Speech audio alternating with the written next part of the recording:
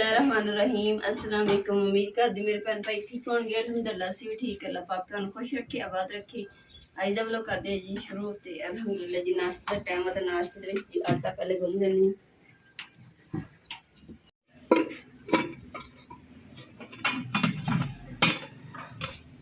माशाअल्लाह जी ठंडा हो गया, यानी कि शाम हो गई है। तो हुण ना चुल्हे दे कोल शाम हो गई तो खांडी बनाना स्टार्ट करदे हैं। ते बर्तन जिहड़े ना कुंडी डंडा जिहड़े इस्तेमाल दी चीज़ां मैं धो के लियानी।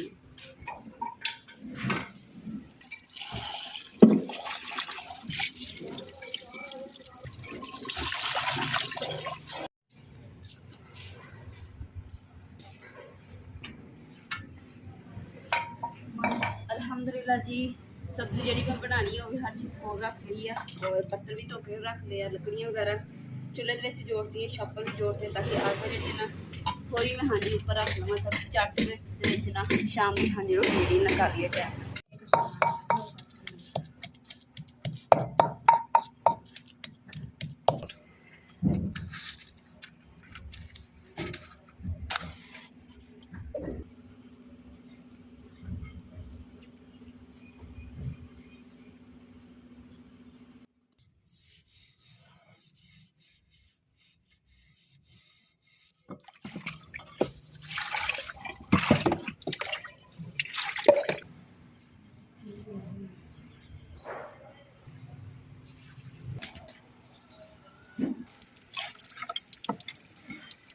बिस्मिल्लाहिर्रहमानिर्रहीम।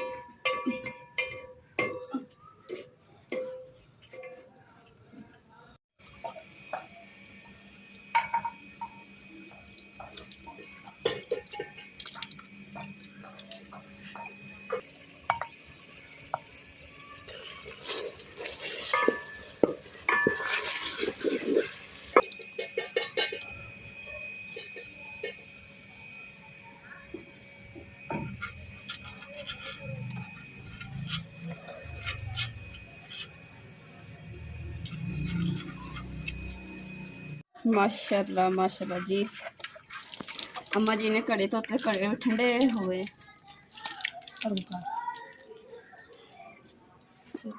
बोरियां भी अम्मा जी ने धो दित्तियां वा, ते हुण घड़े अम्मा जी कह रहे थल्लों धोने आ कि भारे हो गए, तो थोड़ा ना साइड ते करी लगे, फिर इस फर्नीचर की साइड भी धोते जाएंगे।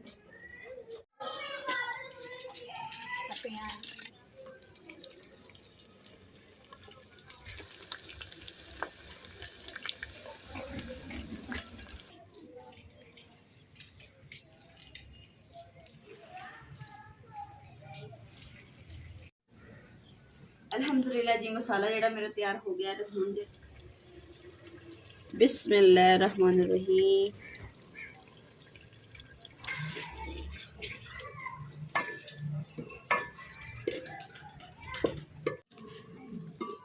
माशाल्लाह जी मसाला कौन हो गया, तो नाल ही हुण जेड़े मटर शामिल कर देने। बिस्मिल्लाहिर्रहमानिर्रहीम। तकरीबन 1 प्याली मटरां दी।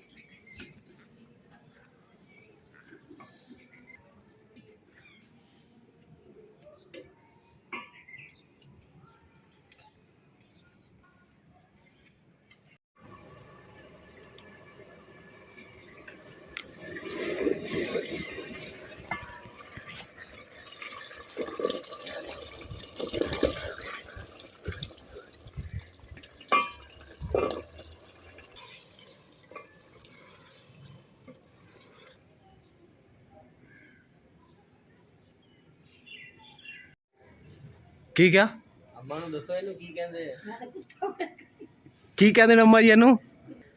अम्मा जी इहनूं कट्टा सद्दे। कट्टा कट्टा नहीं मां, ਇਹ ਕੈਮਰਾ ਹੈ। ਵੈਸੇ ਇਹਨੇ ਕੱਟੇ ਤਰ੍ਹਾਂ ਮੂੰਹ ਹੈਗਾ। ਕੈਮਰਾ ਜੀ ਸਾਡਾ ਖਰਾਬ ਹੋ ਗਿਆ ਸੀ ਤੇ ਇਸ ਵਾਸਤੇ ਭਾਈ ਨੂੰ ਸੱਦਿਆ ਹੈ।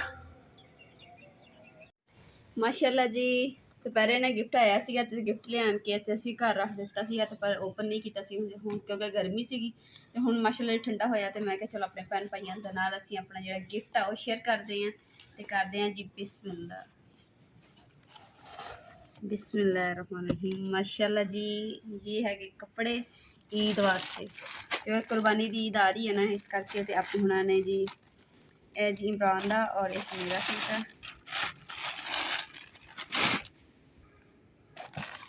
ए जी माशाल्लाह जी सूट, और कितना खूबसूरत और माशाल्लाह जी दुपट्टा चेक करो कितना प्यारा। माशाल्लाह माशाल्लाह ये कपड़े सोहने। ए देखो माँ जी,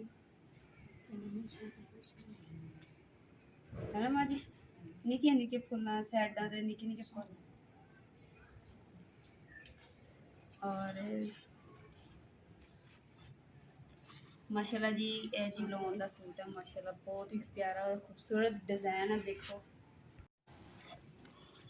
माशाल्लाह जी अम्मा जी चेक करो ना, वधिया साडा अज दा गिफ्ट जेड़ा मेरे भैन भाइयों नूं किस तरह दा लग्या जी। माशाल्लाह मैनूं तो बहुत ज़्यादा पसंद आया, और मैं आपी दा दिल तो शुक्रिया अदा करदी हां जी। आपी बहुत बहुत शुक्रिया जी। अल्लाह पाक थानूं सेहत तंदुरुस्ती और लंबी जिंदगी अता फरमाए। अल्लाह पाक थोड़ी फैमिली नूं एक दूसरे दा साया हमेशा अल्लाह पाक सलामत रखे। अल्लाह पाक थोड़े कारोबार च रिज़्क च बरकत पाए, आमीन। अल्लाह पाक थानू अपने हिफ्ज़ ईमान च रखे। अल्लाह पाक इतना सुकून इज्जत और रिज़्क अता करे कि जिन्ना समुद्रा च पानी है। माशाल्लाह जी बड़ा नरम है, जिद्दां साडा दूसरा जाए नमाज है ना, सॉफ्ट जिहा इदां ही बिल्कुल ये भी इदां ही है। ये कि जो इदां दा होवे ना ते किन्ना। माशाल्लाह जी मैं सालन भी रखा होया, ते मैं जल्दी नाल चीज़ां जेहड़ियां ना तैवां ला के रख लैनी है। और तुसीं मैनूं दसना कमेंट करके मेरे भैन भाइयां ने कि थानूं गिफ्ट जेहड़ा ना कैसा लग्या। और साढ़ा भैन भाइयों का दिल तो शुक्रिया अदा करदी कि माशाल्लाह तुसीं बहुत प्यार मुहब्बत और सपोर्ट करदे हो, दुआवां करदे हो। सालन भी रखे वैसे इस करके मैं ना इधर आ गई सी, मैं सालन ना किते सड़ जाए। पर की है कि मैं तो रखिया शोरबा, शोरबे वाला हजे शोरबा पिया वा, थोड़ा जिहा होर शोरबा खुश्क हो जाए, थोड़ा गाढ़ा जिहा शोरबे रखांगे तो फिर साड़ी हांडी तैयार हो जाएगी। बिस्मिल्लाहिर्रहमानिर्रहीम। माशाल्लाह माशाल्लाह। हुण जी सिर्फ रह गया सालन तैयार हो गया, तो हम जल्दी नाल ना आटा गूंदे और रोटी रखांगे। अग जी है ना माशाल्लाह थोड़ी थोड़ी बलन दी है, तो नाल ही मैं आटा भी गूंद लिया।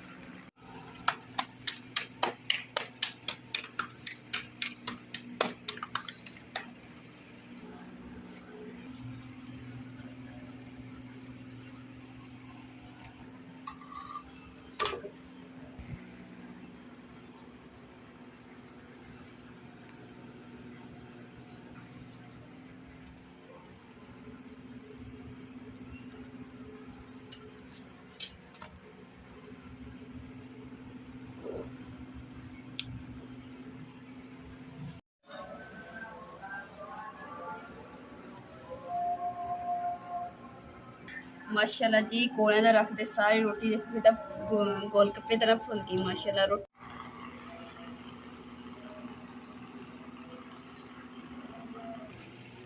माशाल्लाह जी रोटी तो बन गई है, सालन भी बन गया, मेरी रोटी हो गई है तो माशाल्लाह ये जाना भी हो रही हैं और सारा कुछ समेट देने।